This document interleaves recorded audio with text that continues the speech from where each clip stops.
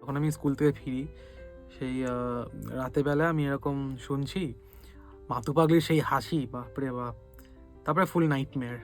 Taranath তান্ত্রিককে direct করা দুটো গল্পে, জলপিশাচ আর ব্রহ্মপিশাচ। ব্রহ্মপিশাচ দুটো গল্পই মিলিয়ন হিট করেছে, এবং ব্রহ্মপিশাচ আমার কাছে খুব ইম্পর্টেন্ট গল্প, কারণ আমার মা মারা যাওয়ার প্রায় 7 বছর পর আমি মা বলে কাউকে ডাকি এই গল্পে।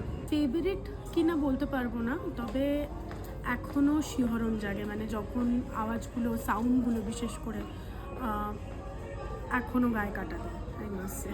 তারানাথ তান্ত্রিকের সাথে আলাপ হয় অমর জীবনের, অ্যান্ড এই অমর জীবন মানুষটা এত সুন্দর এবং এত কাল্পনিক একটা মানুষ, যার বয়স প্রত্যেকের কাছে থাকে মিড-30s।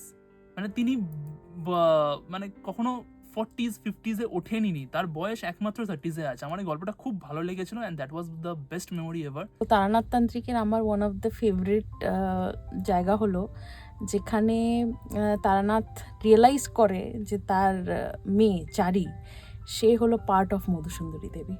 আমরা যারা এসএস ফ্যান তারা তো তারানাথ তান্ত্রিকের খুব বড় ভক্ত। তো সেখান থেকে হচ্ছে আমি যখন প্রথম মির্চিতে জয়েন করি 1 সপ্তাহের মতো হয়েছে, তো আমার 2টো লাইন ছিল। তো পরে আমি জানতে পারি যে এটা তারানাথ তান্ত্রিকের ব্রজভূষণের বিশ্বাস প্রাপ্তি একটা গল্পে আমার একটা ক্যারেক্টার ছিল। তো এটাই আমার তারানাথ নিয়ে একটা মেমোরি।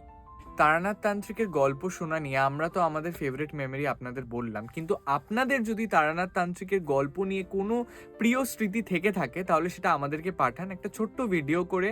হয় ইনস্টাগ্রাম ডিএমে পাঠাতে পারেন, মির্চি বাংলার ইনস্টাগ্রাম পেজে, বা মির্চি বাংলার ফেসবুক মেসেঞ্জারে আপনারা আপনাদের ভিডিও পাঠাতে পারেন।